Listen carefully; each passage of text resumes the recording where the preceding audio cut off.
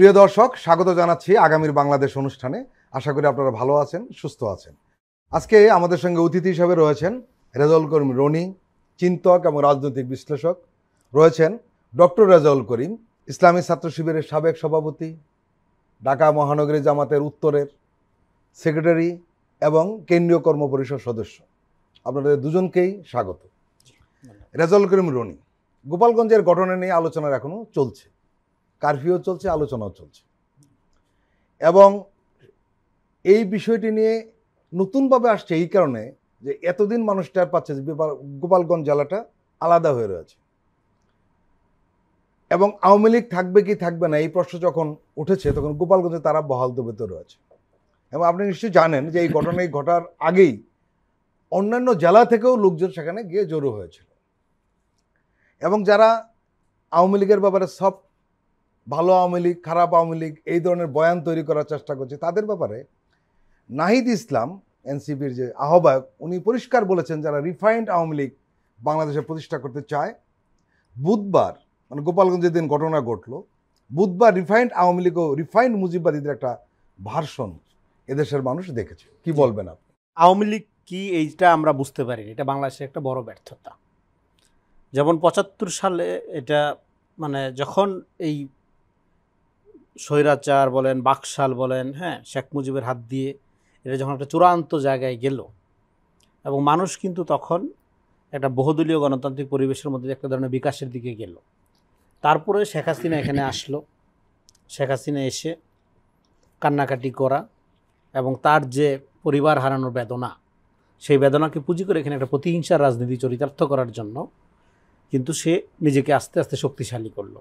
করার মধ্য দিয়ে হ্যাঁ আবার আওয়ামী লীগ যেভাবে ফেরত আসবে, এইটা কিন্তু ওই সময় মানে যারা রক্ষী বাহিনী, গণবাহিনীর অত্যাচারের আমল দেখেছে, হ্যাঁ, তাদের কাছে আপনি জিজ্ঞেস করেন বা কথা বলেন, তারা কেউ চিন্তা করেনি সেটা কার ব্যর্থতায় ফেরত আসলো।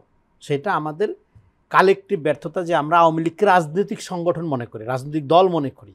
আওয়ামী লীগ তো কোনো রাজনৈতিক দল হইতে পারে না। রাজনীতি এক জিনিস আর আওয়ামী লীগ আরেক জিনিস। আওয়ামী লীগ বাই নেচার একটা ফ্যাসিস্ট দল, এটা দুই আমল মিলাই। অভ্যুত্থানের পরে পৃথিবীর কোনো দেশেই ফ্যাসিবাদের কোনো সিম্বল, কেবলা, মন্দির, পীঠস্থান এগুলো পূজা করার জন্য রেখে দেওয়া হয় না। এখন আপনি গোপালগঞ্জ নামে একটা জায়গা, এটাকে একটা মুজিববাদের কারখানা, আখড়া, মুক্তাঞ্চল হিসাবে রেখে দেবেন, এবং সেখান থেকে আওয়ামী জঙ্গিবাদ উৎপাদিত হতেই থাকবে, এবং বাংলাদেশের অন্যান্য যারা ক্রিমিনাল, হ্যাঁ, নিষিদ্ধ সংগঠনের যারা লোকজন অস্ত্র শস্ত্র নিয়ে ওইখানে একটা মুক্তাঞ্চল তৈরি করবে, যেটা আপনার গেরিলা যুদ্ধের সময় দেখবেন যে বিভিন্ন এলাকায় তো পুরা দেশ তো দখল করতে পারে না, একটা মুক্তাঞ্চল তৈরি করে সেখানে ট্রেনিং নেয়, খাওয়া দাওয়া করে, ঘর সংসার করে, তারপর সেখান থেকে সে অন্যান্য এলাকায় অ্যাম্বুশ চালায়, আক্রমণ চালায়। হ্যাঁ, তাহলে কি একটা গৃহযুদ্ধের কন্ডিশন আপনি টিকায় রাখবেন গোপালগঞ্জকে এরকম ইনট্যাক্ট রেখে, অটুট রেখে? সেটা তো হতে পারে না। ফলে এনসিপি একটা নাগরিক ভিত্তিক রাজনীতির কথা বলছে। আমরাও বলি যে বাংলাদেশে এখন এতদিন যে রাজনীতির যে মডেল ছিল, ট্রাইবাল পলিটিক্স, গোত্রবাদী যে রাজনীতি, সেটা আর চলবে না। এখন একটা নাগরিক ভিত্তিক রাজনীতি লাগবে আমাদের, এবং সেই নাগরিক ভিত্তিক রাজনীতির বিকাশের জন্যই গোপালগঞ্জকে এরকম আলাদা রেখে দেওয়া যাবে না। আমি একটি অবাক করার প্রশ্ন কেউ কেউ তুলেছেন, সেটি হলো যে তারা সেখানে গেলেন কেন? যাবে না কেন? গোপালগঞ্জ কি বাংলাদেশের বাইরে? রাইট।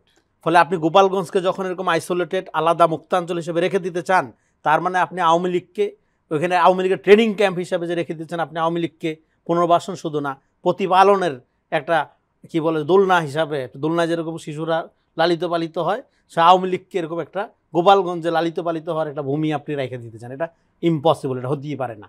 কারণ নাগরিক ভিত্তিক রাষ্ট্রে কোনো এলাকার মানুষকে আলাদা বা বিচ্ছিন্ন বা বিশিষ্ট আকারে রাখা যাবে না। এবং নাহিদ ইসলাম কিন্তু এটাও বলেছে যে আমরা গোপালগঞ্জের মানুষের প্রতি যাতে বৈষম্য না হয়, মানে গোপালগঞ্জ মানেই ফ্যাসিস্ট, আওয়ামী দূষর, এই জায়গা থেকে তো গোপালগঞ্জকেও মুক্ত করতে হবে। অবশ্যই গোপালগঞ্জকেও বাংলাদেশের নাগরিক অধিকার ভিত্তিক গণতান্ত্রিক বাংলাদেশ গঠনের যে প্রক্রিয়া, সেই প্রক্রিয়ায় তো অংশগ্রহণ করাইতে হবে, সামিল করতে হবে, তাই না? তার জন্য সেই দাওয়াতটা নিয়েই কিন্তু তারা গেছিল। কিন্তু এখন গোপালগঞ্জের লোক বা গোপালগঞ্জের বাইরের আওয়ামী সিম্পেথাইজ লোক, তারা যদি মনে করে যে না, গোপালগঞ্জকে যাওয়াই ঠিক হয় নাই, গোপালগঞ্জকে এইভাবে রেখে দিতে হইতো, হ্যাঁ, আপনি জলাতঙ্ক রোগী হয়েছে একটা কুকুরেরকে এইভাবেই রেখে দিবেন, চিকিৎসা করাবেন না?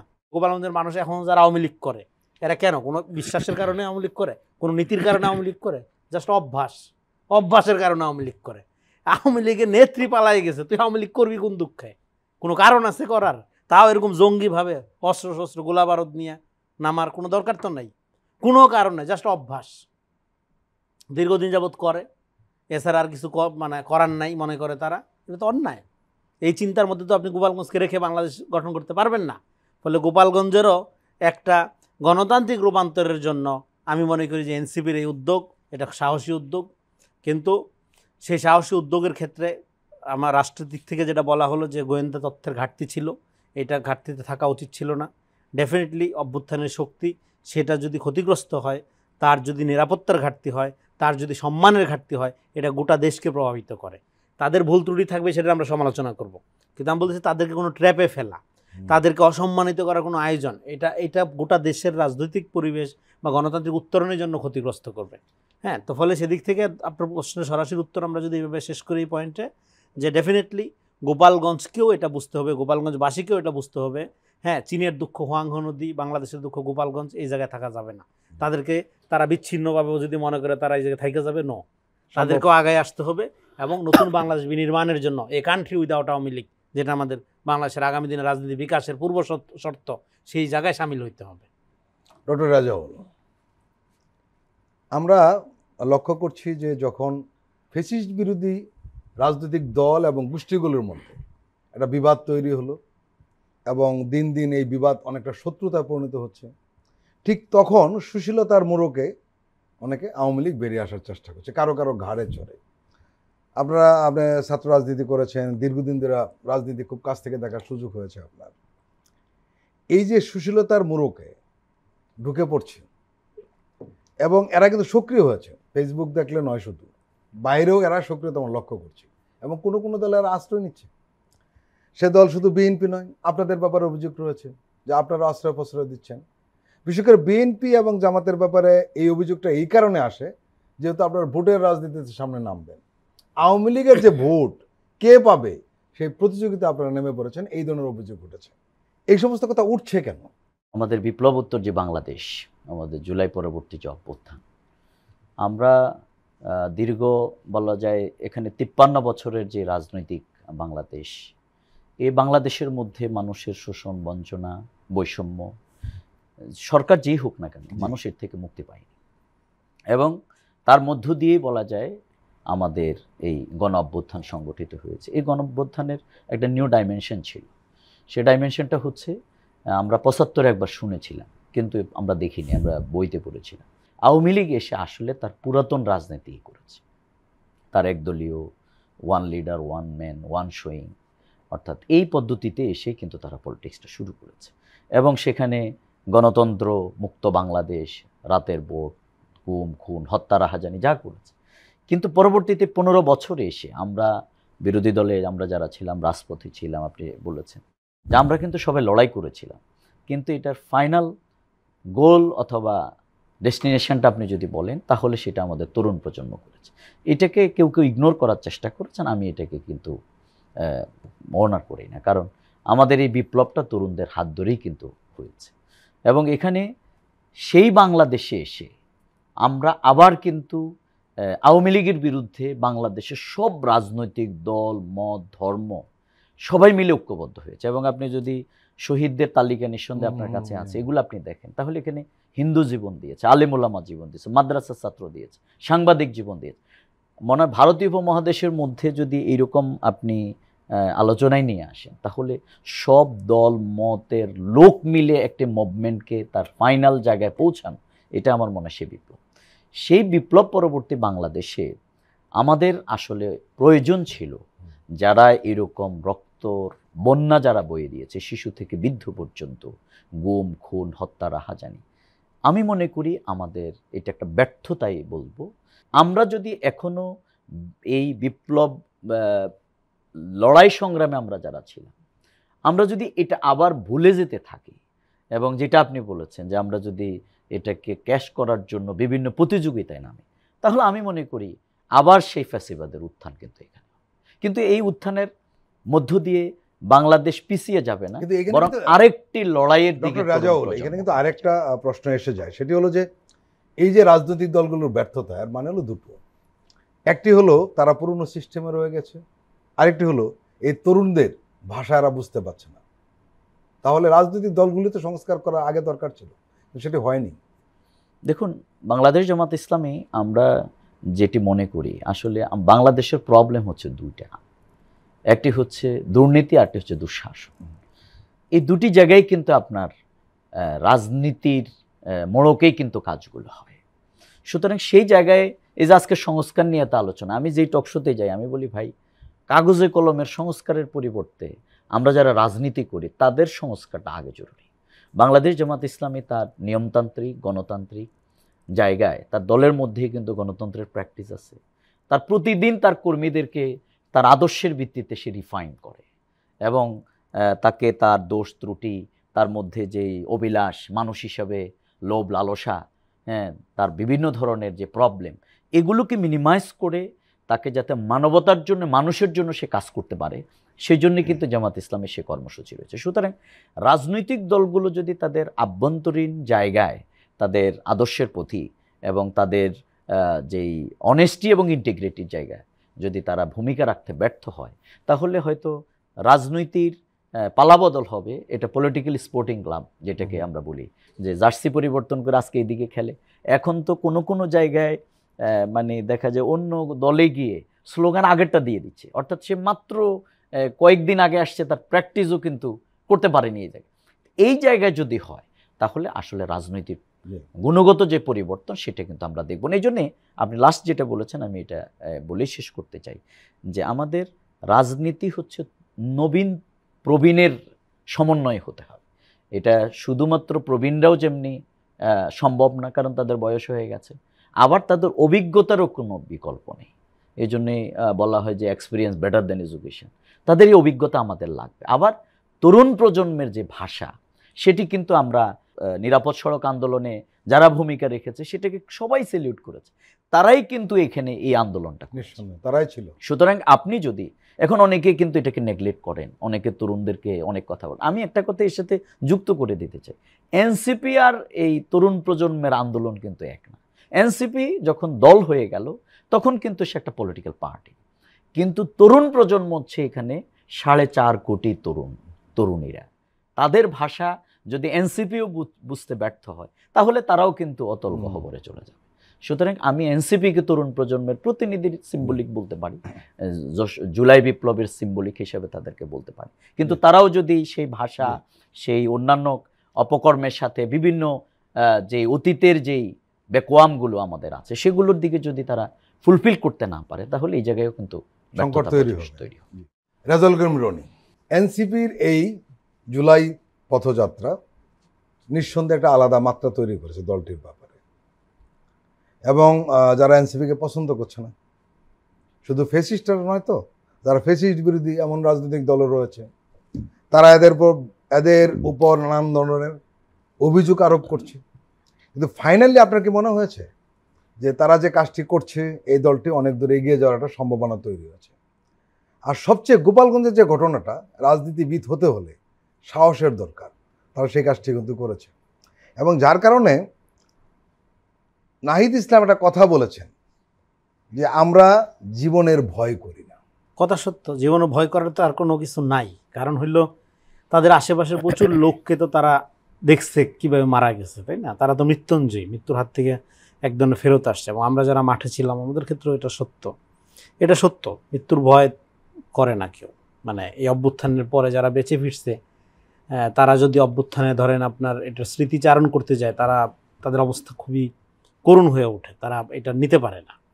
সো এই বেঁচে থাকারও একটা ক্লান্তি আছে, দুঃখ আছে, এবং এটা অসহনীয়। কারণ আপনি আশেপাশে প্রচুর যোদ্ধাকে দেখছেন এইভাবে নির্মমভাবে নিহত হইতে। সো এটা সত্য। কিন্তু আপনি যেটা বললেন যে হ্যাঁ, এনসিপি একটা দেখেন, এখানে এই অভ্যুত্থানটা একটা জেনারেশনের অভ্যুত্থান, এবং এখানে এনসিপিকে যে একটা দল গঠন করতে হলো, এটা কেন গঠন করতে হলো এটা আগে আমাদের বুঝতে হবে। এখানে একটা যোগ করি আপনার সঙ্গে, সাম্প্রতিক পুরনো রাজনৈতিক দলগুলোর অবস্থা থেকে মনে হয় যে এনসিপি যদি না হতো তাহলে হয়তো এতদিনের মধ্যে আওয়ামী লীগ পুনর্বাসন হয়ে যেত। এই অভিযোগও কিন্তু উঠেছে অন্যান্য দলের বিরুদ্ধে। এটা হ্যাঁ, এটা বলতেছে অনেকে, কিন্তু এটা হলো পালায়া যাওয়া দলকে ধরেন তার নেতাকর্মীরা বিশ্বাস করবে না, ফলে এখানে আওয়ামী লীগের প্রতি এখন যাদের দরদ জাস্ট লুটপাটের কারণে নতুন দল তৈরি করার কেন দরকার পড়লো এই কারণে যে এখানে বিএনপি, জামাত এবং ফ্যাসিবাদ বিরোধী অন্য যে দলগুলো ছিল তারা তো লম্বা সময় ধরে আন্দোলন করতেছিল এবং তাদের উপর অকথ্য নির্যাতন হয়েছে, তাদেরকে বিএনপি জামাত ট্যাগ দিয়ে পিটে আমার একটা সংস্কৃতি চালু হয়েছিল এবং সেটার সাথে কিন্তু এখানকার একটা সোকল মিডল ক্লাসের একটা বিচ্ছিন্নতা তৈরি হয়েছিল। তারা মনে করতে আচ্ছা বিএনপি জামাত মারতেছে মারো, আমি বরং সরকারি চাকরি কীভাবে পাওয়া যায় এই ব্যাপারে মনোযোগী হই, হ্যাঁ ঘুষ দিয়ে কীভাবে প্রমোশনটা নেওয়া যায় সেটা হলো করি। রাষ্ট্রটা যেহেতু একটা লুটপাটের সিন্ডিকেটে পরিণত করছিল, সেই সিন্ডিকেটে অংশগ্রহণ করার জন্য ইউনিভার্সিটিগুলো বিসিএস কোচিং সেন্টার হয়ে উঠছিল, হ্যাঁ, এবং পুরা জাতির মধ্যে লোভকে উস্কে দিয়ে, হ্যাঁ, আপনার দুর্নীতি লুটপাট করার মধ্য দিয়ে অর্থনৈতিকভাবে সচ্ছল হওয়াটাকেই একটা সফলতার প্রতীক হিসাবে সমাজে কালচার আকারে আপনার কিন্তু প্যাট্রোনাইজ করা হয়েছে। ফলে আওয়ামী লীগ এখানে সবচেয়ে বেশি যে ক্ষতিটা করছে সেটা হলো আমাদের গোটা সমাজের মোরাল ফ্যাব্রিকটা ভেঙে দিচ্ছে। ফলে সে যদি গুম খুন হত্যা করেই আমাদের ক্ষতি করে নাই, সেই পরিবারগুলো যাদের মেম্বার হারাইছে খুন, সেটা তো অপরিণীয় ক্ষতি তাদের জন্য, কিন্তু গোটা জাতির ক্ষতিটা হলো মোরাল ফ্যাব্রিক যেটা নষ্ট করে দিয়েছে। সেখান থেকে একটা জাতি গঠন করতে আমাদের কষ্ট হচ্ছে, খবর হয়ে যাচ্ছে এক অর্থে। তো ফলে এখন দেখেন এই যে রাজনৈতিক পুরানা দলগুলো, এগুলোর প্রতি জনগণের যে একটা ট্রাস্ট তৈরি হইল না, জনগণ যে এটাকে মনে করলো না যে না বিএনপি জামাত ট্যাগ দিয়ে হত্যা করা অন্যায়, আমরা নাইমে যাব, এই যে জনগণ বিচ্ছিন্নতার অনুভব করলো, এইটা রাজনৈতিক দলগুলোকে বুঝতে হবে। এখন এটা কেন অনুভব করলো? কারণ হলো তারা ট্রাস্ট করতে পারে নাই। আর ট্রাস্ট কেন করতে পারে নাই? কারণ দলগুলোর মধ্যে ট্রান্সপারেন্সির অভাব ছিল। রাষ্ট্র কাঠামো বা রাজনীতি এগুলো আবর্তিত হয়েছে সবসময় দলকে কেন্দ্র করে। যখন যেই দল ক্ষমতায় গেছে, রাষ্ট্রকে সে মনে করছে তার সম্পত্তি, সে রাষ্ট্র নাড়াচাড়া করবে, নিয়োগ বাণিজ্য হাবিজাবি সব সে করবে, জনগণ পিছনে পিছনে সরকার এবং ক্ষমতাসীন দল একাকার হয়ে গেছে। ফলে এখন ক্ষমতার সাথে সরাসরি নাগরিকদের সম্পর্ক যেটা আমরা বলি নাগরিক ভিত্তিক রাজনীতির যে আকাঙ্ক্ষার কথা আমরা বলি, যেটা জেনজিরও আকাঙ্ক্ষা, এবং দল মত নির্বিশেষে রাষ্ট্র সবার প্রতি ইনসাফ করবে, এরকম একটা জায়গায় আমরা রাষ্ট্রকে একটা প্রাতিষ্ঠানিক গণতান্ত্রিক কাঠামোর মধ্যে নিয়ে যেতে পারি নাই। নিয়ে যেতে না পারার কারণে গোটা সমাজেরও একটা ফ্যাসিবাদী কাঠামো তৈরি হয়েছে।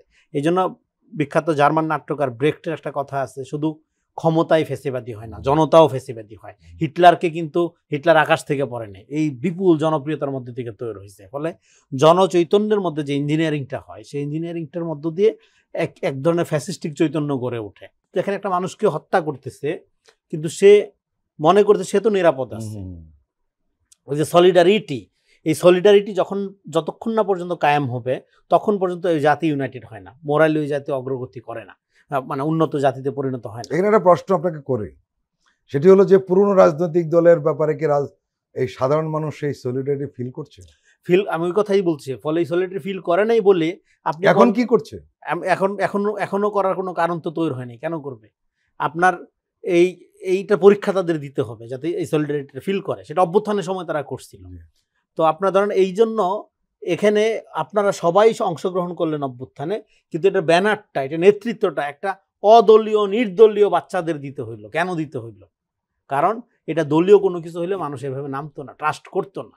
ফলে আপনার এই যে ট্রাস্ট ক্ষতিগ্রস্ত হয়েছে, জনগণ যে আপনাদের ডাকে, আপনারা নির্যাতিত হলেও যে আপনাদের পাশে দাঁড়ায় না, শুধু তাই নয়, রেজাউল করিম রনি আরেকটা বিষয় কিন্তু সামনে আসছে, সেটি হলো এই যে এতগুলো তরুণ নিহত হলেন, 40,000-এর বেশি মানুষ আহত হলেন, চক্ষু হারালেন, এই দায় কার? এই দায় তো পুরনো রাজনৈতিক দলগুলোর ব্যর্থতা নয়?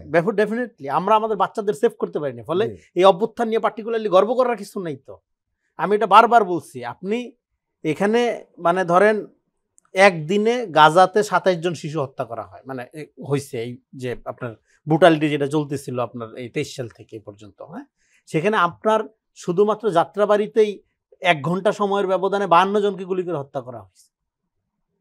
তো এরকম একটা ব্রুটাল আপনার, এবং নিহতদের মধ্যে 13% নারী এবং শিশু। তো আপনি আপনার বাচ্চা ছেলেদেরকে, কিশোর শিশুদেরকে সেভ করতে পারেন না। এটা তো কালেকটিভ ফেইলিওর। এটা আমাদের বারবার স্বীকার করতে হবে। এটা এই অভ্যুত্থান নিয়ে গর্বিত হওয়ার কিছু নেই, কারণ আপনি তো অমিত সম্ভাবনাময় সন্তানদের হারাইছেন, যেটা আপনি কোনোদিনও আর ফেরত পাবেন না। শুধু এটা পরিবারের ক্ষতি না, এটা মানে হিউম্যানিটি, মানে গোটা মানব সভ্যতার ক্ষতি। এখানে হয়তো আইনস্টাইনের চেয়ে যোগ্য জ্ঞানী সন্তান ছিল, বাচ্চা ছিল। সো এই ফেলোরটা আমাদের বুঝতে হবে। ফলে এই যে সলিডারিটি আপনি এত নির্যাতিত হওয়ার পরে জনগণ ফিল করলো না, এটাকে আপনার বুঝতে হবে। বুঝে এই জন্য আমি বলতেছি, এই জন্যই একটা নতুন দল করার দরকার পড়লো। কিন্তু নতুন দল করলেই সেই নতুন দল রাতারাতি নতুন রাজনীতি বা নতুন বন্দোবস্ত শুরু করতে পারবে এমন কোনো কথা নেই। এটা পারে না, না পারাটাই স্বাভাবিক। কেননা আপনারা যে জন্য বললাম যে শুধু ক্ষমতার ফ্যাসিস্টিক রূপান্তর হয় না, জনতারও হয়, সংস্কৃতিরও হয়।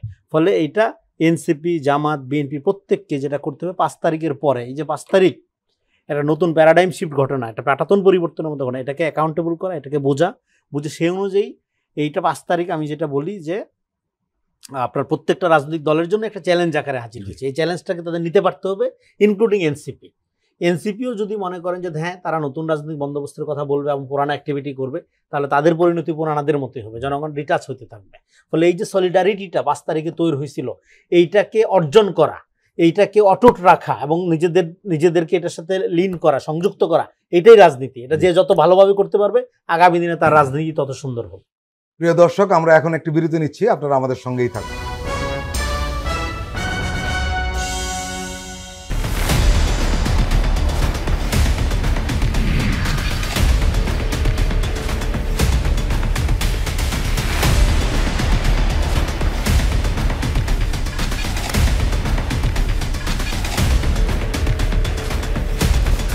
নিপীড়নের স্মৃতি, প্রযোজনা মোহাম্মদ হাসান রিয়াদ ও গোলাম মোর্শেদ। দেখবেন প্রতি শুক্র ও শনিবার সন্ধ্যা 7টায়।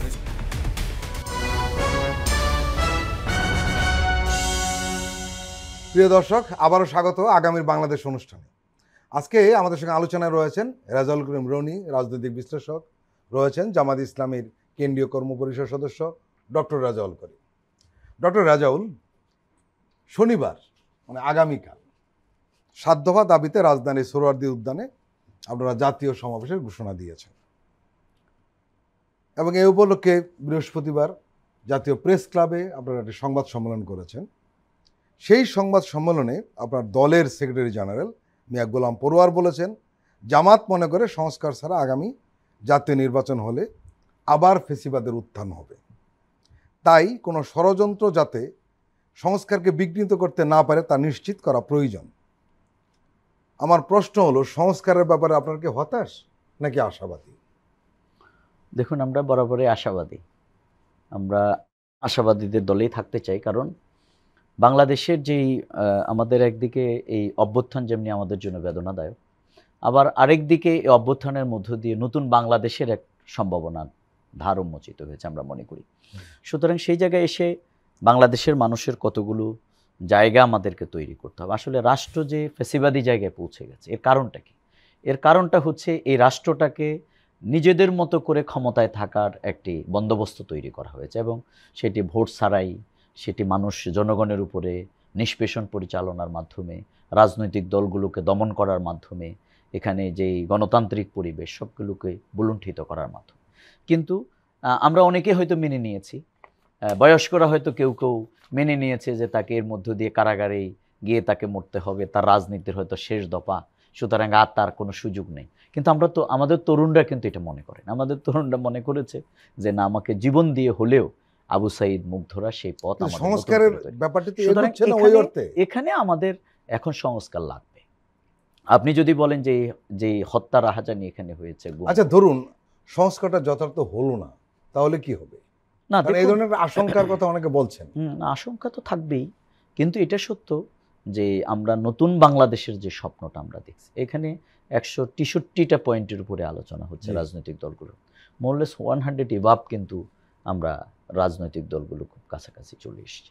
সুতরাং এটা সত্য যে আপনি মত বা সরকার থেকে যেটা দেয়া হবে এটাই সব রাজনৈতিক দলগুলো মানবে এবং মানতে হবে, এটা তো কোনো কথা নেই। বরং যেগুলোর ব্যাপারে আমরা ঐক্যমতে পৌঁছবো সেগুলোর ব্যাপারেই আমাদের ন্যাশনাল কনসেনসাস তৈরি হবে। সেই জায়গায় আমি তো পজিটিভলি দেখতে চাই যে আসলে একটা সময়ের মধ্যে সংস্কার এবং বিশেষ করে যেই ফ্যাসিবাদের উত্থানের মাধ্যমে যে আমাদের হত্যা, রাহাজানি, গুম, খুন, দুর্নীতি এখানে হয়েছে, সেগুলোর বিচার কার্যক্রম এখানে হতে হবে। ওই সংবাদ সম্মেলনে আপনাদের দলের সেক্রেটারি জেনারেল মিয়া গোলাম পরোয়ার আরেকটা বিষয় জানিয়েছেন যে জামাতের যে 7 দফা, আপনারা যে 7 দফা নিয়ে সমাবেশটা করতে যাচ্ছেন, সেখানে লেভেল প্লেয়িং ফিল্ড নিশ্চিত করার কথা বা সেই দাবিটা ওঠানো হয়েছে। প্রথম কথা হলো, সেই দাবিটা ওঠানোর কারণ হলো আপনারা মনে করছেন এটি নেই।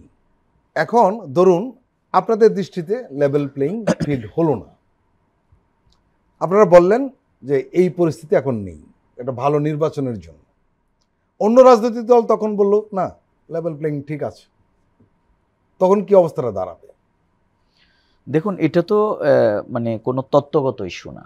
বাংলাদেশে যে এখন একটি আইনশৃঙ্খলা পরিস্থিতির অবনতি, এটা তো গোপালগঞ্জের ঘটনা আজকের আলোচনার জি, জি। আমাদের প্রথমে এটা ছিল জি।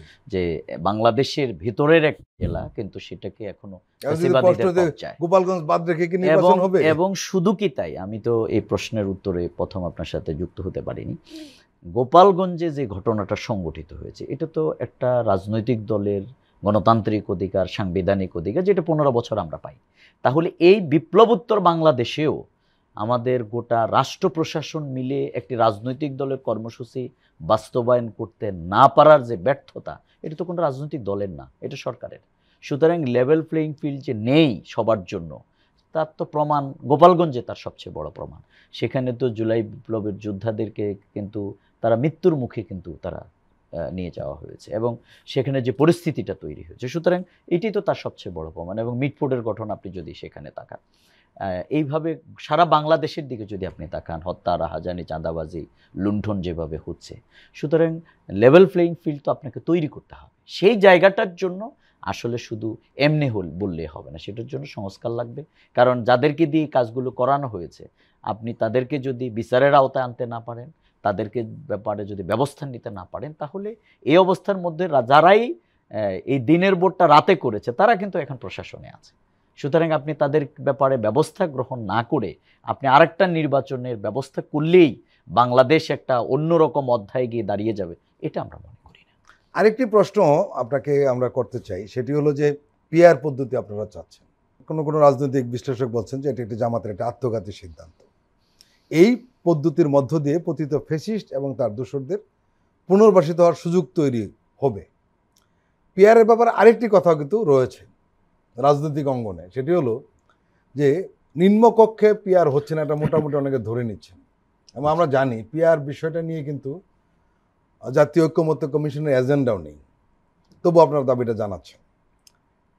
এবং উচ্চকক্ষে পিআর যাতে থাকে সেই বিষয়ে আপনার নিম্নকক্ষ দাবি জানিয়েছেন। রাজনৈতিক অঙ্গনে যেটা রাজনৈতিক দলকে একটা কৌশল হয় আর কি, যে কামানের লাইসেন্স চাইলাম, অন্তত পিস্তলটা পাওয়া গেল। কিন্তু এবং আমরা লক্ষ্য করেছি যে উচ্চকক্ষে পিআরের ব্যাপারে কিন্তু বিএনপি ছাড়া এবং তার খুব ঘনিষ্ঠ যারা মিত্র দল আছে তারাও পিআরটা চায় উচ্চকক্ষে। শেষ পর্যন্ত সালাউদ্দিন সাহেব বললেন উচ্চকক্ষই দরকার নেই। গোটা বিষয়টি কেমন দাঁড়ালো? দেখুন, পিআর পদ্ধতির বলার আগে আমি বলবো যে বাংলাদেশের সবচেয়ে পপুলার যে ফর্মুলা কেয়ারটেকার সরকার, এটাও কিন্তু বাংলাদেশ জামাত ইসলামী অধ্যাপক গোলাম আযম ভাষা সৈনিক তিনি কিন্তু এর মাধ্যমে কিন্তু আপনারা একটা প্রমাণ করেছেন যে এদেশের রাজনীতিবিদদের একটু বিশ্বাস করার উপায় নেই, এটা প্রমাণ হয়েছে। না, সেটাই। এই জন্য আমরা যেটা বলি যে এইটা তখনও কিন্তু এই ব্যাপারে অনেক কথা বলা হয়েছে, যে তারপরেও কিন্তু বাংলাদেশ জামাত ইসলামীর দেয়া এই ফর্মুলার ভিত্তিতেই বাংলাদেশের যে কয়েকটা নির্বাচন হয়েছে সেগুলো মোটামুটি আপনাকে বলতে হবে যে ফেয়ার হয়েছে। সুতরাং কোনো একটা ফর্মুলা যখন আসে তখন কিন্তু এই ব্যাপারে অনেক বক্তব্য থাকতে পারে।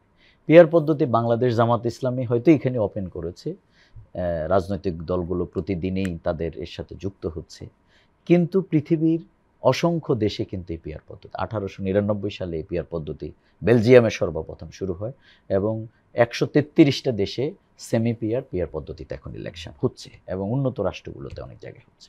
সুতরাং পিআর পদ্ধতি আমরা মনে করি এর মধ্য দিয়ে যে আমাদের যে সৌরতান্ত্রিকতা, ফেসিবাদ, কালো টাকার ছড়াছড়ি এবং আমার ভোট নষ্ট হয়ে যাচ্ছে, এই জায়গাগুলো থেকে জাতি মুক্তি পাবে, বরং তাদের ভোটারদের যে প্রফেশনাল রিপ্রেজেন্টেশন, এটার প্রতিনিধি, যেমন এখন ভোট দিয়ে মনে করে যে আমার ভোটটা যদি এক ভোট অন্য কেউ বেশি পায় তাহলে আমার ভোটটা নষ্ট হয়ে, তখন কিন্তু আর মানুষের মধ্যে অস্থিরতা থাকবে না।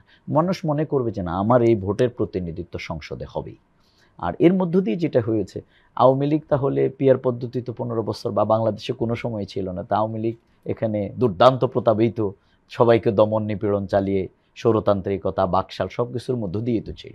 সুতরাং পিআর পদ্ধতি হচ্ছে ইটস আ ওয়েল সিস্টেম আমরা মনে করি, যেটি ছোট ছোট রাজনৈতিক দলগুলো সংসদে প্রতিনিধিত্ব করার সুযোগটা তৈরি হবে। অর্থাৎ এককভাবে কাউকে উপড়ে ফেলার যে পদ্ধতি, এবং তখন প্রত্যেকের সাথে ডায়লগ করতে হবে। ছোট দল আর বড় দল থাকবে না, ছোট দলের কাছেও যাইতে হবে যে ভাই তোমারও আছে, তাহলে তুমি আমার সাথে সরকার গঠন করো।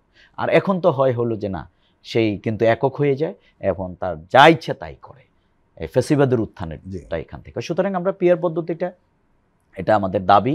আমরা আশা করি বাংলাদেশের বড় রাজনৈতিক দল ছাড়া আর বাকি অধিকাংশই এই ব্যাপারে কিন্তু ইসলামিক দলগুলো, অন্যান্য রাজনৈতিক দলগুলো তারা তাদের মত দিচ্ছে। আমরা আশা করি এই ব্যাপারে হয়তো একসময় আমরা জায়গায় পৌঁছতে সক্ষম। রেজাউল করিম রনি, এই লেভেল প্লেইং ফিল্ড, এই বিষয়টা স্বাভাবিক কারণেই ইলেকশনের আগে এটা আসবে। আসলে কি এই পরিবেশটি তৈরি হবে? লেভেল প্লেইং ফিল্ড যদি তৈরি না হয় তার দায় হলো রাজনৈতিক দলগুলোর, সরকার না? সরকারের না এতটা। কারণ হলো এই সরকারটা কার? সব রাজনৈতিক দলের। হ্যাঁ, তো সেই সরকার আছে দায়িত্বে, সরকার এত পার্টিকুলার কোনো ক্ষমতাই নেই। তাহলে রাজনৈতিক দলগুলো চাইলে হয় না এরকম তো কোনো কিছু নাই। তাহলে রাজনৈতিক দলগুলোর দায়িত্ব নিতে হবে। এইবার লেভেল প্লেইং ফিল্ড বলতে আপনি যদি বুঝেন যখন আপনার অনুকূলে থাকবে তখন শুধুমাত্র লেভেল প্লেইং ফিল্ড বলে আপনি ডিক্লেয়ার দিবেন। না, এখানে একটা আবার সহজ কথা হলো আমি আমার ভোটটা ঠিকমতো দিতে পারবো, এইটুকুই, আর কিছু দরকার নেই। তাহলে ভোটিং রাইটটা সবচেয়ে গুরুত্বপূর্ণ। রাইট। কারণ ইলেকশন তো হাসিনাও করছে, উৎসবমুখর পরিবেশে নির্বাচন করে নাই, নকল সুরের গার বানাইয়া গান বাজাইয়া পাবলিকের কান ঝালাপালা করে নাই। ইলেকশনের ব্যাপারে তো হাসিনার কোনো আপত্তি ছিল না। তো ইলেকশন না, আমাদের দরকার ভোটাধিকার, যেটার জন্য আমরা লম্বা সময় ধরে রাজনৈতিক দলগুলো ফাইট করছে, আন্দোলন করছে। তো এখন আরেকটা কথা ভাই বললো, দেখেন এই তত্ত্বাবধায়ক সরকার ব্যবস্থাটা, এটা নিয়ে আমি এর আগেও লিখছিলাম তখন আলোচনা। এইটা কিন্তু প্রথম ইন্ট্রোডিউস হয়েছে পাকিস্তানে জিয়াউল হকের সময়ে, এবং এটা যেটা বলা হয় যে প্রয়াত অধ্যাপক গোলাম আজম সাহেব বাংলাদেশ ইন্ট্রোডিউস করেছেন, এটা পাকিস্তানে প্রথম ইমপ্লিমেন্ট হয়েছে, তারপরে বাংলাদেশে আসছে। এবং এটা বাংলাদেশে সবার আগে তিনি বলেছেন। হ্যাঁ, এবং এটা বাংলাদেশে এটা ওয়ার্ক করছিল। কিভাবে ওয়ার্ক করছিল? যখন আপনার শাহাবুদ্দিন 91 সালে কিন্তু ওই অর্থে এটা তত্ত্বাবধায়ক সরকার ছিল না, মানে পরবর্তী সময়ে যেটা আপনার 91 সালে এটা ছিল শাহাবুদ্দিনের সময় অনেকটা জাতীয় ঐক্যমতের মতো করে একটা অন্তর্বর্তীকালীন সরকার ছিল, ঠিক নির্বাচনকালীন তত্ত্বাবধায়ক সরকার ছিল না। কিন্তু দ্রুত সময়ের মধ্যে উনি একটা সুন্দর নির্বাচন দিয়েছিলেন। তো যাই হোক, ফলে এইটা যে আবিষ্কার, এটা যে ধরেন প্রথম আপনার জামাত ইসলামের তরফ থেকে তত্ত্বাবধায়ক পদ্ধতি আবিষ্কার করে ব্যাপারটা এরকম না, এটা রাজনীতিতে ছিল, এটা ছিল। হ্যাঁ, বাংলাদেশে আনার ব্যাপারে তারা প্রস্তাবনা করছে, ইউর রাইট। বাংলাদেশে হ্যাঁ, এখন পিআর পদ্ধতি যেটা হলো, পিআর পদ্ধতির 1000 সমস্যা আছে, আবার কিছু সুবিধাও আছে। কিন্তু বুঝতে হবে আপনার পাকিস্তানে করুক, ইউরোপ আমেরিকায় করুক বললেই বাংলাদেশে আপনার এই মুহূর্তে এটা করতে হবে এমন কোনো কথা নেই। অনেক ভালো জিনিস আপনার জন্য খারাপ হয়ে যেতে পারে। হ্যাঁ, এটা অন্য দেশে যেটা ভালো এটা আমার জন্য খারাপ হয়ে যেতে পারে। যেমন ধরেন আপনার এই মুহূর্তে পিআর পদ্ধতি আপনি করতে পারেন, আওয়ামী লীগের ব্যাপারে একটা ফয়সালার পরে আপনি পিআর পদ্ধতি করেন, কোনো সমস্যা নেই। কিন্তু আপনি এই অবস্থায় রেখে আওয়ামী লীগকে, হ্যাঁ, এবং আওয়ামী লীগের পুরো সেট আপটাকে আপনি এইভাবে রেখে দিয়ে, শুধু তার তো হাসিনা নাই, আর তো তার পলিটিক্যাল ইকোনমি, তার বয়ান, তার ইন্ডাস্ট্রি, তার মিডিয়া সব রয়ে গেছে, এই অবস্থায় রেখে পিআর পদ্ধতি করা ডেফিনেটলি আমি মনে করি আত্মঘাতী। এটা কোনোভাবেই, এখানে আপনার অনেকগুলো পার্টি দেখবেন যে অভ্যুত্থানের পরে গজায় উঠছে, এবং এই পার্টিগুলো কারা কিভাবে প্যাট্রোনাইজ করে গজাচ্ছে আমরা জানি। কেন? আরেকটু পেছনে যাই, আওয়ামী লীগ যে সমস্ত রাজনৈতিক দলকে নিবন্ধন দিয়ে গেছে, এরা কারা? তো ফলে আপনার এখানে তাদের নিবন্ধন তো বাতিল হয় না। ফলে আপনি এখন পিআর পদ্ধতির অনেক ভালো দিক আছে, কিন্তু এই মুহূর্তে বাংলাদেশে আপনার এনিমিকে এটা ফ্যাসিলিটেট করতেছে কিনা সেই বিবেচনা আগে রেখে আপনার সিদ্ধান্ত। হ্যাঁ, এটাতে হয়তো ছোট দলগুলো লাভবান হবে, ডেফিনেটলি এটা একটা গণতান্ত্রিক বিউটি তৈরি হবে। কিন্তু এই লাভবান হওয়াটা যদি আপনার শত্রুকেই শক্তিশালী করে, আপনি বরং এটা পিছিয়ে দেন। আপনি ধরেন দেখেন অভ্যুত্থানের পরে বা যে কোনো দেশে বিপ্লবের পরে রাতারাতি বৈপ্লবিক পরিবর্তন অনেক সময় ডিজাস্টার ঘটায়।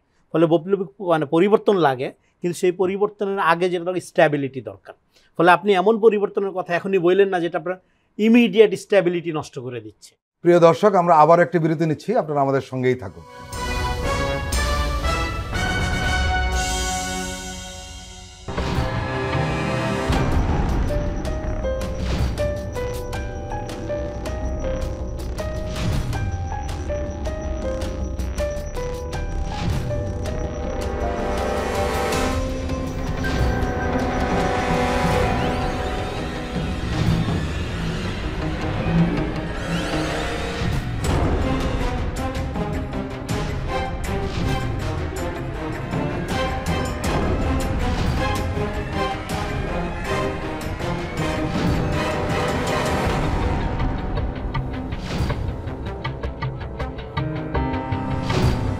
বোঝে অর্থনীতি।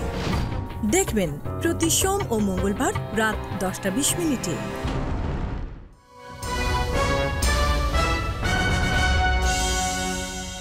আবারও স্বাগত আগামীর বাংলাদেশ অনুষ্ঠানে। আজকে আমাদের সঙ্গে আলোচনায় রয়েছেন রেজাউল করিম রনি, চিন্তক এবং রাজনৈতিক বিশ্লেষক, রয়েছেন ডক্টর রেজাউল করিম, কেন্দ্রীয় কর্মপরিষদ সদস্য, জামাতে ইসলামী।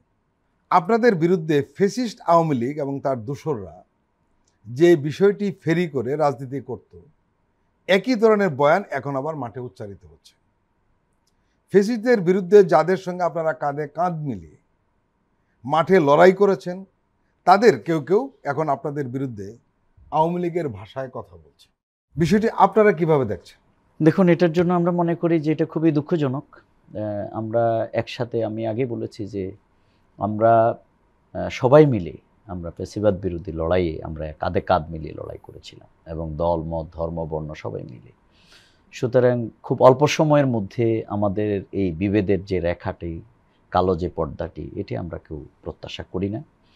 এবং আমরা এখনও আশাবাদী হতে চাই যে রাজনৈতিক দলগুলো তাদের বোঝা উচিত যে আমাদের এই ব্রিটিশদের দেয়া ডিভাইডেড অ্যান্ড রুল তত্ত্বের ভিত্তিতেই কিন্তু আবার ফ্যাসিবাদের উত্থান হবে।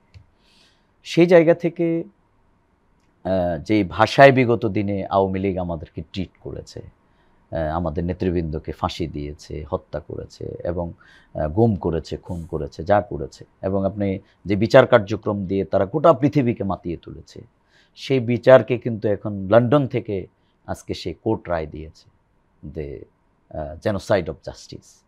এবং তো এই যে জায়গাটা তৈরি করেছে, আমরা মনে করি যে আমাদের বিপ্লবী যোদ্ধারা, অর্থাৎ আমরা রাজনৈতিক লড়াই যারা একসাথে ফ্যাসিবাদ বিরোধী আন্দোলনে করেছিলাম, আমরা এই জায়গায় এই ভাষাটাকে আমাদেরকে বুঝতে হবে। আর দ্বিতীয়, আমি মনে করি যে বাংলাদেশ জামাত ইসলামী এই ব্যাপারে আমরা কোনো উদ্বিগ্ন না, কিন্তু আমরা একটু কি বলবো আর কি, যে একটু ব্যথিত হই যে আমরা একসাথে লড়াই করেছিলাম, কিন্তু এত অল্প সময়ের মধ্যে আমরা একে অন্যের প্রতি অশ্রদ্ধা। কারণ আপনাকে বুঝতে হবে যে রেসপেক্ট টু ইচ আদার যদি না থাকে, তাহলে আপনি অগ্রসর হতে পারবেন। আপনার ইডিওলজিক্যাল ডিফারেন্ট আছে বলে, এটা তো ডেমোক্রেসির বিউটি, যে আপনার মত আলাদা থাকবে, আপনি আলাদা বক্তব্য দিবেন।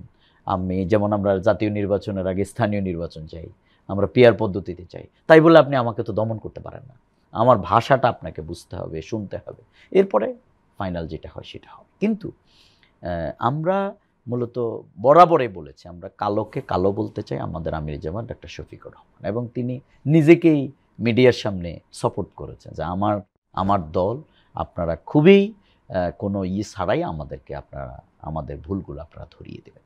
সেই জায়গায় আমরা মনে করি যে বিগত দিনে যেই কাজটি আওয়ামী লীগ করেছে, সেই ভাষার প্রয়োগ এবং সেই দমন নিপীড়ন, একে অন্যের প্রতি গালিগালাজ, অশ্রদ্ধা, এই যে আজকের কোনো দলের প্রতি, প্রধানের প্রতি যে অশ্রদ্ধা প্রদান করা হচ্ছে, আমাদের আমিরি জামাতের ব্যাপারে এহেন কোনো বক্তব্য নেই, সোশ্যাল মিডিয়ার বিবৃতি দেখছেন দেয়া হচ্ছে। কিন্তু আমরা এই ব্যাপারে আমাদের বক্তব্য খুব পরিষ্কার।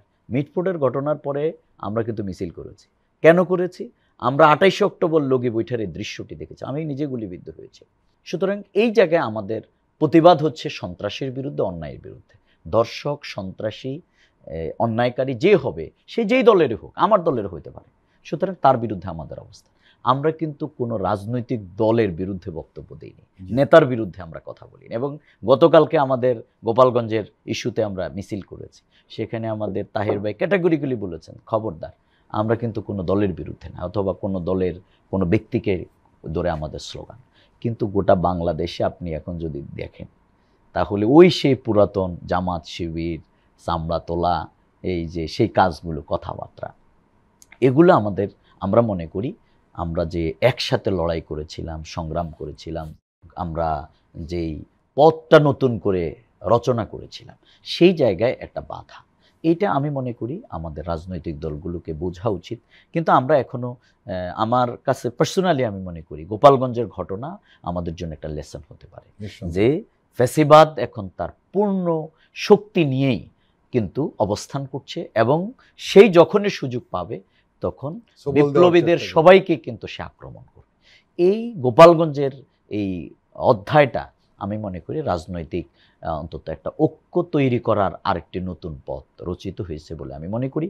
এই জন্যেই রাজনৈতিক দল, নেতৃত্ব তাদের প্রত্যেকের তার তার জায়গা থেকে নেশনের প্রতি তাদের যে কমিটমেন্ট, তাদের অনেস্টি, ইন্টিগ্রিটি, তার এবং দেখুন একটি ছোট্ট দল, আমি সেদিনও বলেছিলাম যে একটা খুবই ছোট দল, একজনের একটা দল, সেও বলতে পারে যে আগামী নির্বাচন হলে আমি রাষ্ট্র ক্ষমতায় যাব। আপনি তাকে নিয়ে তুচ্ছ-তাচ্ছিল্য করতে পারেন না। কেন পারেন না? আবার আপনি বলতে পারেন না যে আমি অনেক বড়। আপনি বড় কি ছোট এটা তো নির্বাচনে প্রমাণ হবে, ঠিক না? সুতরাং আমরা এই জায়গায় দেখতে চাই যে সবার প্রতি আমাদের শ্রদ্ধা, আন্তরিকতা এবং ঐক্যবদ্ধভাবে অন্যায়ের বিরুদ্ধে আমরা যে লড়াই করেছিলাম সেই লড়াইয়ের কাতারে আমরা জনগণের জন্য সবাই কাজ করব এবং সেই জায়গায় আমরা সবাইকে পেতে চাই। আমরা এখনও মনে করি এই জায়গাটি আমাদের বিভেদের রেখাটিকে ঢেকে দিয়ে আমাদের ঐক্যের পথটি আমাদের আবিষ্কার করা উচিত। রেজাউল করিম রনি, শাহবাগে ফেসিবাদের উত্থানটা ঘটেছে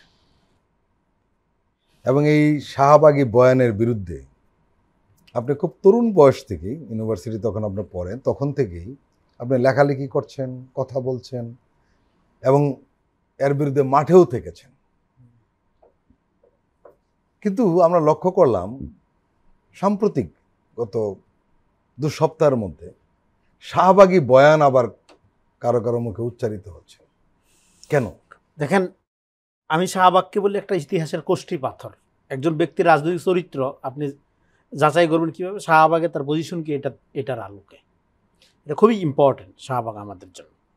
এবং শাহবাগের মধ্য দিয়ে এটা প্রথম বাংলাদেশের কৃত্রিম জনজাগরণ, প্রথম মব বলতে পারেন, বড় মব, যার মধ্যে দিয়ে ফ্যাসিবাদকে সামাজিকীকরণ করা হয়েছে। এখন এই শাহবাগ কিন্তু পরাজিত। সামাজিকীকরণ শুধু রাজনৈতিকরণ পরে তো এটা গণহত্যার হাতিয়ার আকারে ব্যবহারের ক্ষেত্রে শাহবাগী ভূমিকা পালন করছে। তো সে কারণে আমরা তখনই বলছিলাম যে এটা বাংলাদেশকে ধ্বংস করে ফেলবে, এটাকে যদি থামানো না যায়। এবং সেই সময় হেফাজতের উত্থান এবং বাংলাদেশের তৌহিদি জনতার উত্থান, সম্মিলিত জনতার উত্থান, রাজনৈতিক দলগুলো, বিরোধী দল যারা ছিল আর কি তখন আওয়ামী লীগের, সম্মিলিত উত্থান কিন্তু শাহবাগের বিরুদ্ধে বাংলাদেশকে এক অর্থে রক্ষা করছে আমি বলবো। না হলে বাংলাদেশ কিন্তু ভারতের একটা সাংস্কৃতিক কলোনিতে পরিণত হইতো। ফলে বাংলাদেশের যে আলাদা সত্তা, আলাদা সেলফ, এটাকে ইন্ডিকেট করা, এটাকে আলাদা করা, এটাকে পৃথক রাখার একটা বড় উদ্যোগ আকারে বা ধরেন বড় একটা প্রচেষ্টা আকারেই আমি মনে করি শাপলার উত্থান হয়েছিল। পরবর্তী সময়ে এই আলেম সমাজের এক অংশ কওমি জননী ডিক্লেয়ার করার মধ্য দিয়ে সমাজের আরেক ক্ষতি করছে। তারা মোরালিটি যে স্ট্যান্ডার্ড, সেক্ষেত্রে তারা নিজেরাও নেমে গেছে, বাংলাদেশকেও ক্ষতি করছে, সেটা অন্য আলাপ। কিন্তু এখানে ভাই অলরেডি বলে ফেলেছেন ঐক্যের কথা এবং সবগুলো দল কিভাবে থাকবে। আমি ওই আলাপ আর রিপিট না করে যেটা বলবো, 5 তারিখের পরে প্রতিযোগিতামূলক রাজনীতি হবে, প্রতিহিংসামূলক রাজনীতি হবে না। 5 তারিখের পরে এখন কিন্তু শুধু প্রতিযোগিতা তো নেই, প্রতিহিংসাও নেই, রীতিমতো শত্রু ভাবাপন্ন রাজনীতিতে এবং আমি বলি ছেয়ে গেছে বাংলাদেশ। এবং 5 তারিখের পরে 100% বিরোধিতার জায়গায় গিয়ে রাজনীতি করার সুযোগই নাই। সেই জিনিস, এই রিয়ালিটি নাই, সেটা আপনি কল্পনা করে কেন তৈরি করছেন? এবং আপনার বুঝতে হবে বিএনপি জামাত পার্টিকুলারলি বললি আপনাদের শত্রুতা কাকে শক্তিশালী করে? আপনাদের শক্তিশালী করে? বিএনপি কি করে? জামাতকে করে? না কাকে করে? আপনার পরীক্ষিত শত্রু, দেশি বিদেশি শত্রুকে। কিন্তু রাজনৈতিক দলের নেতাদের মুখের কথা শুনে কিন্তু মনে হয় না তাদের এই উপলব্ধিটা আছে। সেই উপলব্ধি প্র্যাকটিক্যালি আপনারা দেখতে পাচ্ছেন তো। গোপালগঞ্জের কথা ভাই বললো না? ফলে আপনারা শত্রুতা করেন, ওয়েলকাম, যদি সেটা আপনাদের কোনো কাজে লাগে, উপকার করে। সেটা তো 2 পয়সার উপকার করতেছে না, কেন করবেন এই জিনিসটা? নিজের বুঝতে পাগলেও বুঝে, আর আপনারা তো অপ্রাজ্ঞ, অভিজ্ঞ, পোর খাওয়া, নির্যাতিত রাজনৈতিক নেতা করবে, আপনারা কেন বুঝবেন না? আমরা আর কাউকে বাংলাদেশে পূজা করব না। আমরা জামাত ইসলামের সমালোচনা করব না? অবশ্যই করব। সেটা করলে কি আমাকে গালাগালি করতে হবে? বা তারেক রহমানের সমালোচনা, বিএনপির সমালোচনা করলেই কি আমাকে ভয় দেখাইতে হবে? নো, এই সংস্কৃতি আর চলবে না। এই জায়গায় আর আমরা বাংলাদেশের রাজনীতিকে রাখতে চাই। এটা বিরুদ্ধেই তো অভ্যুত্থান হয়েছে। আমরা সবাইকে অ্যাকাউন্টেবল, আমি গুরুত্বপূর্ণ, আমি নাগরিক গুরুত্বপূর্ণ, রাজনৈতিক দল নেতা গুরুত্বপূর্ণ না। রাজনৈতিক নেতা নির্ভর করবে আমার উপরে, দল নির্ভর করবে আমি নাগরিক সাধারণ মানুষের উপরে। এটাই নাগরিক ভিত্তিক রাজনীতির প্রস্তাবনা। নাগরিক ভিত্তিক রাজনীতির প্রস্তাবনায় দল গুরুত্বপূর্ণ না, গুরুত্বপূর্ণ হলো মানুষ, ব্যক্তির ইন্ডিভিজুয়াল রাইটস। সেখানে আমাদের বুঝতে হবে 54 বছরের ন্যারেশন পরাজিত হয়েছে আওয়ামী লীগের। আপনি ন্যারেটিভ পলিটিক্স করেন, বাংলাদেশ একটা পোস্ট ন্যারেটিভ, যেটাকে বাংলায় বলে ন্যারেটিভ উত্তর যুগে প্রবেশ করে গেছে। এখন আর কোনো ন্যারেটিভ পলিটিক্স চলবে না। এখন যেটা লাগবে সেটা আমরা প্রথম দিনই বলেছি, রাষ্ট্র হবে ভ্যালু বেস, ইডিওলজি থাকবে সমাজে। আপনার ইডিওলজি আলাদা, আমার ইডিওলজি আলাদা, সমাজে আমরা ঝগড়াঝাটি করবো, কিন্তু রাষ্ট্রে কোনো ইডিওলজিক্যাল ফাংশন থাকবে না। দল যার যার, রাষ্ট্র সবার। রাষ্ট্র সবার প্রতি ইনসাফ করবে, এরকম একটা রাজনৈতিক ব্যবস্থার মধ্যে আমরা যাই। ফলে এখন ফলস ন্যারেটিভ তৈরি করে আবার শাহবাগী বয়ান দিয়া আপনার প্রতিপক্ষকে আক্রমণ করা, আবার ভারতীয় মিডিয়ার তৈরি বয়ান দিয়ে কারো চরিত্র হনন করার চেষ্টা করা, এগুলো ওয়ার্ক করবে না। এগুলো দুইজনকেই ক্ষতিগ্রস্ত করবে। এই জায়গা থেকে রাজনীতি বের হয়ে গেছে। রেজাউল করিম রনি এবং ডক্টর রেজাউল করিম, আপনারা দুজনে আমাদের দীর্ঘ সময় দিলেন, আপনাদেরকে আন্তরিক ধন্যবাদ। প্রিয় দর্শক, আজকের অনুষ্ঠান আমরা এখানে শেষ করছি। আপনারা ভালো থাকবেন, সুস্থ থাকবেন। আল্লাহ হাফেজ।